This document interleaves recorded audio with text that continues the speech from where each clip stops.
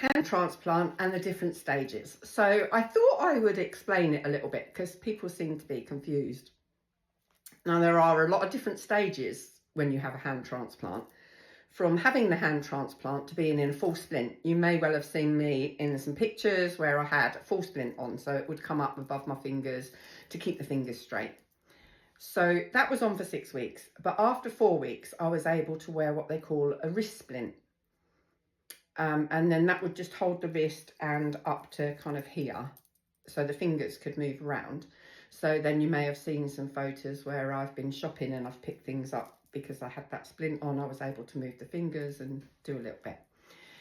And then I wore that for a couple of weeks and then that was off. And I was, you have to wear it for 6 weeks. And at 6 weeks, I said to her, how much longer do I have to, the physio, how much longer do I have to wear the splint for? And she went, oh, well, if it's feeling okay, you can leave it off. Just wear the night splint if you feel you need it. I never wore it again. Neither of them. Never ever needed to. My wrist was strong. I was doing really well, so never needed it. So now it's lots of physio. I started off by going weekly. No, sorry, it was twice a week. So I started off going for physio and bloods twice a week, and I have to go from Milton Keynes to Oxford every time. Then it went down to weekly. Then it went down to fortnightly. Then it went down to monthly. It's now 2 monthly. So, you know, I'm 8 months, nearly 9 months on now, and I'm now 2 monthly, which is absolutely great because it's tiring. Keep having to go all the way from Milton Keynes to Oxford all the time, and occasionally up to Leeds to the hospital for follow-ups up there as well. So I'm at the stage now where I'm still doing lots of exercises. I've got what's called therapy putty, and I have to sit working that, trying to get the I guess the strength really in the fingers stronger. They're not that great yet, but they're getting better. The straightness of my fingers, they've always been fairly straight, and I found out why the other day. Most people at this stage, their fingers are still like this and they can just kind of go like that.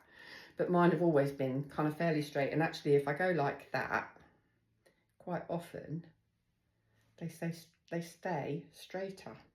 So we'll see. Yeah, look, they are a bit. So I'm now being able to tell you why they're straighter than most people's and not like this. It's because I think because my donor Georgie was hypermobile. She could actually bend her joints all back. Now when I press the thumb joint to push it into what they call the opposition position, when it goes forward like that, see how my thumb automatically bends backwards? I'm not pushing that, I'm pushing the joint at the back, but my thumb bends backwards. And I think that's because Georgie was hypermobile. So yeah, I hope that kind of tells you a little bit. I have got some feeling in my hand, but not feeling like you would get. It's more a hypersensitivity. So I can feel sensation, but not feeling of, I can feel when I'm touching something, but I can't feel what it is I'm touching. So it's a different sensation to how you would feel it. And that will come, but that can take up to 4 years to get that full sensation right down to the fingertips. The nerves and tendons are all up here at the moment in the arm, and they have to grow back down into the hand and the fingers. And that can take some time. So my hand is doing extremely well, and I just thought I'd update and tell you a little bit more. So I hope that is of interest to you. So take care.